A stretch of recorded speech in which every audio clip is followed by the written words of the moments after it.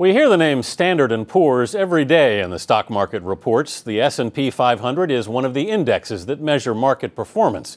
S&P is also, of course, the company that downgraded America's credit rating. So we asked Wyatt Andrews to tell us more about Standard & Poor's. Perhaps most baffling to investors today is how just one company, Standard & Poor's, caused so much market turmoil.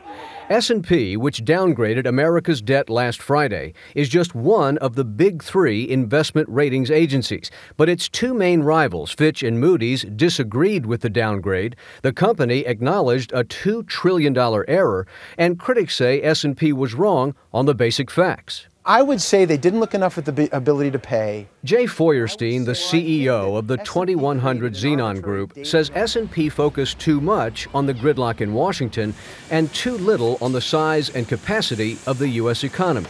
Are you suggesting that S&P overstepped its bounds? Well, I believe so. I really do. But if you look at our ability to pay and to meet our financial obligations regarding our debt, it's some of the best ever. But the downgrade did tap into very real concerns about the deficit. S&P defends its decision by pointing to the end result of the painstaking debate over the debt ceiling.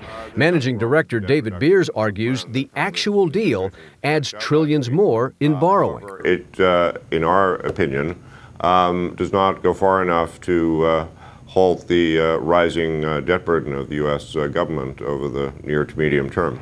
Ironically, agencies like S&P gained their power from the U.S. government, which in the 1930s began requiring the banks to use their ratings. But that power has cost the economy dearly when the agencies have missed the big ones, especially the collapse of Enron, Freddie Mac, and the entire '08 mortgage crisis.